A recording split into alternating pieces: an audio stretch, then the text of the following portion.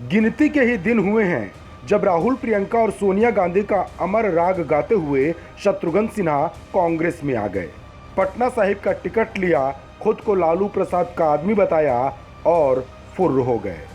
फिर अपनी पत्नी को अखिलेश यादव से लखनऊ का टिकट दिलाया और पहली फुर्सत में लखनऊ पहुंचकर कांग्रेस के उम्मीदवार प्रमोद कृष्णन के खिलाफ ही प्रचार करने लगे। अब बेचारे आचार्य प्रमोद कृष्णन मुंह ताकते रह गए, क्योंकि उन्हीं की पार्टी के स्टार नेता उनकी मिट्टी खराब कर गए। राहुल गांधी और प्रियंका गांधी क्या करते, बकर बकर ताकते रहे।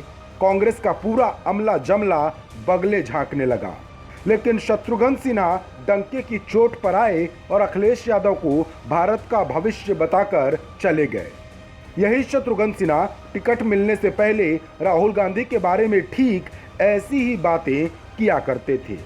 मजे की बात यह कि शत्रुघ्न सिन्हा राहुल गांधी या सोनिया गांधी का प्रचार करने अमेठी या रायबरेली नहीं जाएंगे, लेकिन डिंपल यादव और अखिलेश का प्रचार करने कन्नौज और आजमगढ़ जाने की खबर जरूर है, और इसके लिए वो बेकरार भी हैं।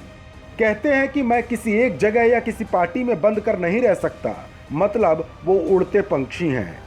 जब जहां मौका मिलेगा उस डाली पर बैठ जाएंगे, फिर फुर हो जाएंगे। शत्रुघ्न सिन्हा फिर अपना सिद्धांत भी बगाड़ते हैं, मतलब उनका सिद्धांत उनकी व्यक्तिगत सुविधा है, परिवार है, बाल बच्चे और बीबी हैं। लगता है परिवारवाद का कांग्रेसी पाठ उन्होंने अच्छे से याद कर लिया है। जो कांग्रेसी कुछ दिन इस बात पर उछल रहे थे कि बीजेपी को बड़ा झटका देकर शत्रु को अपना दोस्त बना लिया, अब समझ गए होंगे कि मोदी ने इन्हें क्यों डंप कर दिया। लेकिन कांग्रेस और राहुल से दोस्ती निभाने से पहले ही उन्होंने शत्रुता निभा दी। लेकिन माना जा रहा है कि कांग्रेस शत्रुघ्न सिन्हा का कुछ नहीं कर पाएगी, क्योंकि वो खुद बता चुके हैं कि वो लालू प्रसाद के आदमी हैं, और बीच चुनाव में शत्रु को छेड़ने का मतलब लालू प्रसाद से सीधे दुश्मनी। Bureau report, news of India.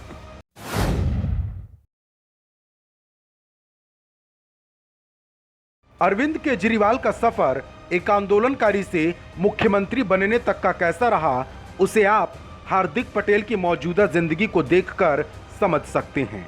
जन आंदोलन के नाम पर नेतागिरी चमकाई, कांग्रेस को कोसते कोसते कांग्रेस से ही प्यार कर बैठे, और इस दरमियान कभी थप्पड़ पड़े तो कभी जूते। हार्दिक पटेल भी ठीक अरविंद केजरीवाल के ही नक्शे कदम पर चल रहे हैं।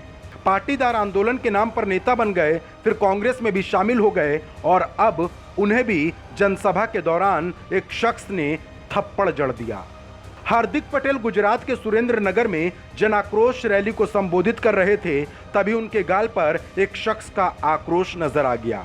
थप्पड़ पड़ने के बाद हंगामा शुरू हुआ और बीजेपी पर आरोप लगाए जाने लगे, ठीक उसी तरह जैसे केजरीवाल लगाया करते थे।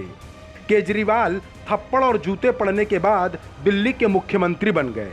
अब हार्दिक पटेल का भविष्य उन्हें कहां ले जाएगा, इसका इंतजार कीजिए। Bureau report, news of India.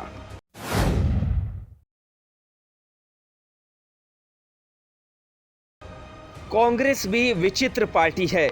BJP में किनारे बैठे शत्रुघ्न सिन्हा को बुलाकर टिकट दिया, लेकिन कांग्रेस का शुक्रगुजार होने के बदले शत्रुघ्न उसी के खिलाफ मोर्चा खोल बैठे और लखनऊ में समाजवादी पार्टी का प्रचार कराएं। अब वे अखिलेश और डिंपल यादव के क्षेत्र में भी जाकर प्रचार करेंगे। दूसरे नेता है जिग्नेश मेवानी। कांग्रेस की मदद से चुनाव जीते, कहने को तो निर्दलीय हैं, लेकिन कांग्रेस ने उनके खिलाफ अपना उम्मीदवार मैदान में नहीं उतारा था। अब कांग्रेस को उनके मदद की ज़रूरत है, तो जनाब बेगूसराय में सीपीआई के कन्हैया कुमार के प्रचार में लगे हैं। मतलब गुजरात विधानसभा चुनाव में जिन 3 लड़कों ने बीजेपी को परेशान किया था, उनमें से 2 अल्पेश ठाकुर और जिग्नेश मेवानी ने तो कांग्रेस से किनारा कर लिया। अब बचे हार्दिक पटेल, जिनका रुतबा तेजी से कम होता जा रहा है। पाटीदारों में पूछ कम होती जा रही है। देखना होगा कि आखिर वे कब तक कांग्रेस के साथ बने रहेंगे। Bureau report, news of India.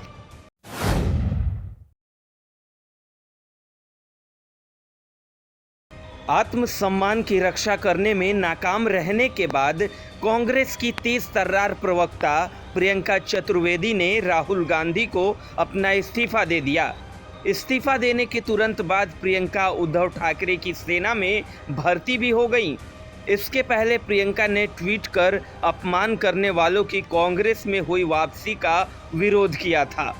Rahul Gandhi ने प्रियंका की बातों पर कोई ध्यान नहीं दिया।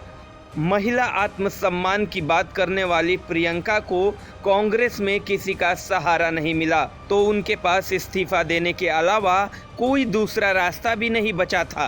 प्रियंका ने कहा कि कांग्रेस की असलियत का भंडा फूट गया। जिस पार्टी का अध्यक्ष यानी राहुल गांधी ही जब संसद में बैठकर आंख मारते हो, ऐसी पार्टी महिलाओं के सम्मान के लिए कुछ करेगी, ऐसा सोचा भी नहीं जा सकता है। Bureau report, news of India.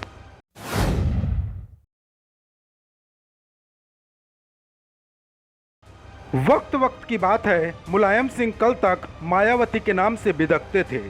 नामांकन के वक्त भी उन्होंने मायावती का नाम तक लेना पसंद नहीं किया, लेकिन जब मुलायम के लिए वोट मांगने मायावती पहुंची और चौधरी अजीत सिंह की कुर्सी हटवाकर उनके लिए कुर्सी लगवाई तो मुलायम सिंह गदगद हो गए। साक्षात मायावती के दर्शन का लाभ भी उन्होंने उठाया और मंच से भाषण देकर खुद को गौरवान्वित भी महसूस किया और कहा कि मायावती के इस एहसान को कभी नहीं भूलूंगा। सवाल ये है कि क्या उनके लिए वोट मांगकर मायावती ने उन पर एहसान किया है? 24 साल की सियासी अदावत का रिकॉर्ड मैनपुरी में खत्म हो गया। इसीलिए कहते हैं कि राजनीति में कब कौन पलटी मार जाए अनुमान नहीं लगाया जा सकता, लेकिन ये पलटी मुलायम सिंह ने मारी है, इसीलिए बात बड़ी है। लेकिन मुलायम सिंह को तो बस चुनाव जीतने से मतलब है। अब मायावती ने उनके लिए प्रचार कर दिया तो उन्हें जीत की खुशबू भी मिलने लगी। अखिलेश खुश हैं कि जिस मायावती को उन्होंने कभी बीबीसी पार्ट 2 यानी बुआ ब्रॉडकास्टिंग कॉरपोरेशन पार्ट 2 कहा था, आज उसी बीबीसी पार्ट 2 ने उनके पिता यानी समाजवादी पार्टी के संरक्षक और संस्थापक मुलायम सिंह यादव के लिए वोट की अपील की है। Bureau report, news of India.